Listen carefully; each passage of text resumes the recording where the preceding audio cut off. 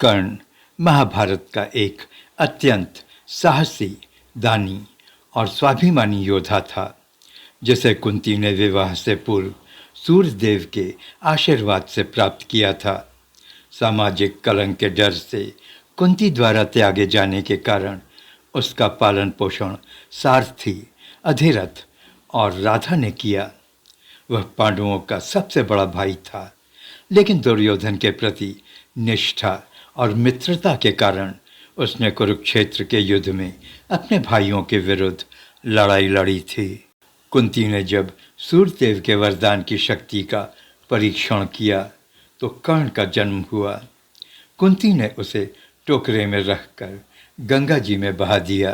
कर्ण अर्जुन से बढ़कर धनुर्धर बनना चाहता था, लेकिन गुरु द्रोणाचार्य ने उसे सारथी का बेटा कहकर शिक्षा देने से मना कर दिया। बाद में कर्ण ने परशुराम से शिक्षा ली, लेकिन श्राप के कारण अंत समय में सारी विद्या भूल गए।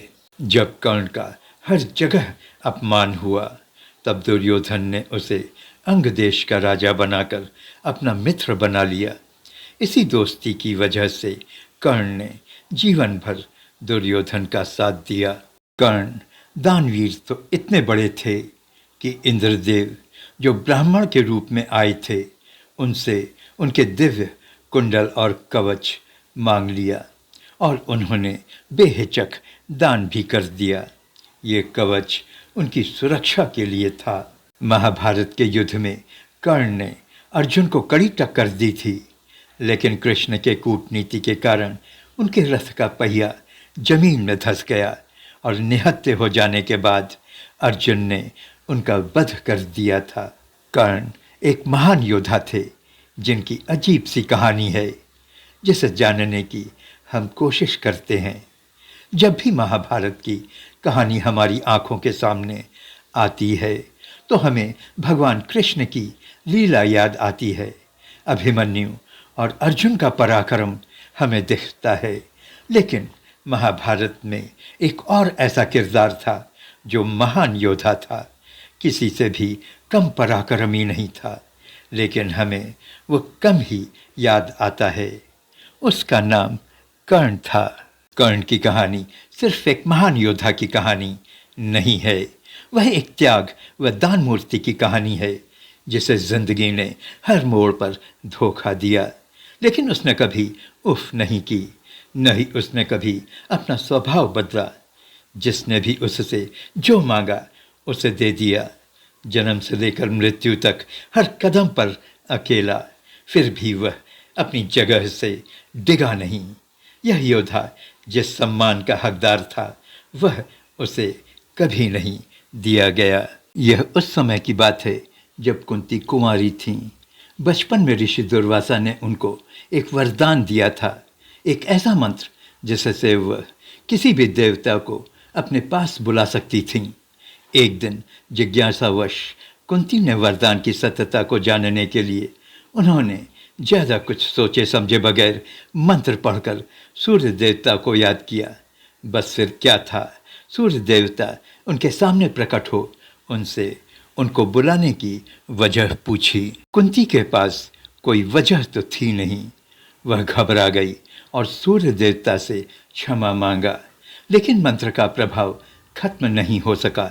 सूर्य देवता ने उन्हें एक पुत्र का वरदान दिया और 9 महीनों के बाद कुंती ने एक अद्भुत शिशु को जन्म दिया, कवच और कुंडल के साथ। शिशु एक दिव्य प्रकाश लिए हुए था, लेकिन कुंती उस समय अविवाहित थीं। समाज का डर, लोकलाज का भय, उन्होंने अपने इस नवजात शिशु को एक टोकरी में रखा और उसे गंगा जी के धारा में प्रवाह कर दिया। वह बेचारा शिशु तन्हा एक लंबे सफ़र पर चल पड़ा। इस तरह से कर्ण के जीवन की शुरुआत हुई, बिना माँ के।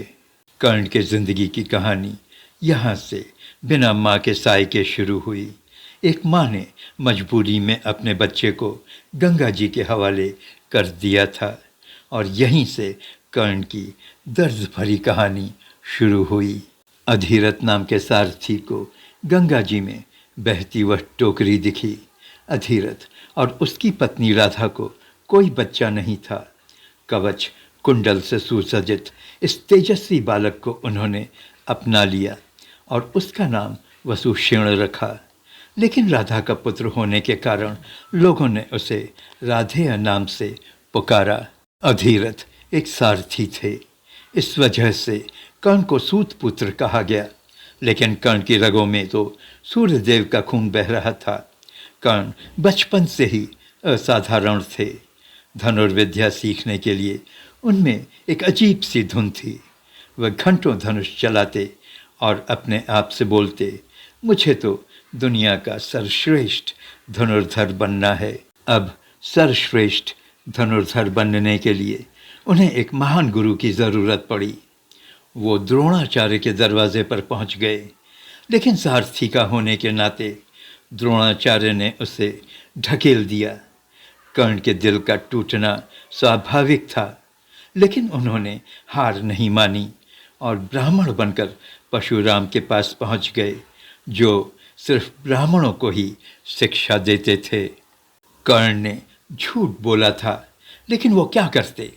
द्रोणाचार्य के बर्ताव को वह देख चुके थे और इस तरह से ब्रह्मास्त्र समेत हर दिव्य शास्त्र को सीखकर वह एक महान योद्धा बन गए। अब उनके सामने किसी का टिकना एक असंभव सी बात थी। लेकिन एक दिन कर्ण का ब्राह्मण होने का झूठ पकड़ा गया। परशुराम ने कर्ण को श्राप दे दिया। परशुराम ने कहा कि जब तुम्हें इस विद्या की सबसे ज़्यादा ज़रूरत पड़ेगी, उस समय तुम्हें यह विद्या याद नहीं आएगी। इस विद्या को तुम भूल जाओगे। यह श्राप एक दिन सही साबित हुई। हस्तिनापुर में एक बार द्रोणाचार्य ने रंगभूमि का आयोजन किया। यह एक प्रदर्शनी थी जहां राजकुमारों को अपनी सीखी हुई विद्या को दर्शाना था। अर्जुन ने यहाँ अपनी धनुर्विद्या का प्रदर्शन कर सबको अचंभित कर दिया। तभी भीड़ को चीरता हुआ एक युवक वहाँ पहुँचा और अर्जुन द्वारा की गई हर कला को उसने दोहराते हुए अर्जुन से बेहतर किया। भीड़ में सन्नाटा छा गया।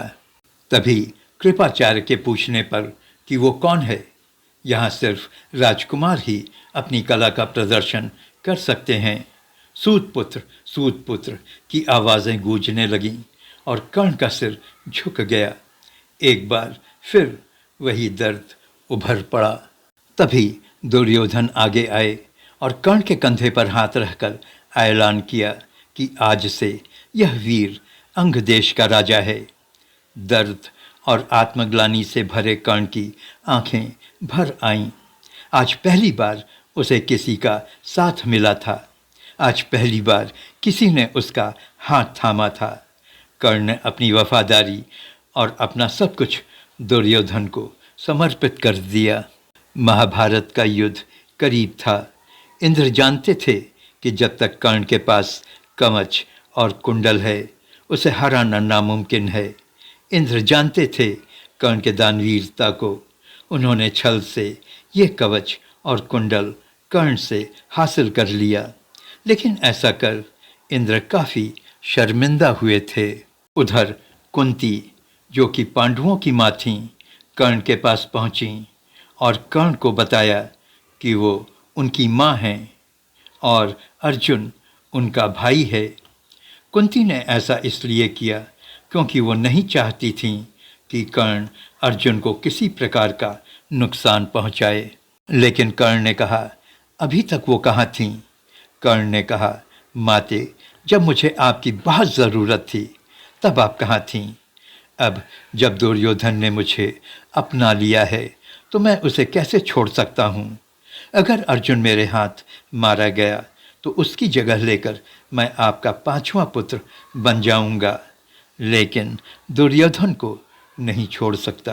कुंती के पांव तले जमीन खिसक गई। वो अपने छोड़े हुए बेटे को पा नहीं सकी थीं। श्राप के अनुसार कर्ण के रथ का पहिया जमीन में धंस गया। कर्ण को नीचे उतरना पड़ा और यही मौका था जब अर्जुन ने उन पर बाण चलाकर उनका अंत कर दिया। अंत समय में भी कर्ण की दानवीरता कम नहीं हुई। कृष्ण भगवान ने उनसे पूछा कि वह उन्हें दान में क्या दे रहे हैं, तो कर्ण ने पत्थर से अपने दांत को तोड़कर कृष्ण के आगे बढ़ा दिया। कर्ण का ये दांत सोने का था। उन्होंने कृष्ण से कहा, लो, अब यही मेरे पास बचा है, और आंखें मूंद लीं। कर्ण के मार्मिक कहानी से हम सीखते हैं कि जन्म से नहीं बल्कि कर्म से अपनी पहचान बनती है। कर्ण की कहानी हमें वफादारी सिखाती है, हमें बताती है कि हमें वफादार रहना चाहिए। कर्ण एक बड़े दानवीर थे। आपके छोटे छोटे दान से ज़रूरतमंदों की सहायता हो जाती है और यह भगवान को भी अच्छा लगता है। कुंती की छोटी सी गलती से 2 जिंदगियों में दर्द भर गया। कर्ण बिना माँ के रह गए और कुंती एक माँ अपने बेटे को अपना नहीं सकी। कर्ण सूत पुत्र नहीं थे, वो सूर्य पुत्र थे। किसी को उसके वंश से नहीं, उसकी काबिलियत से उसे जज करना चाहिए। आप नमस्ते हिंदुस्तान देख रहे हैं। प्लीज़ चैनल को सब्सक्राइब करें। Thank you.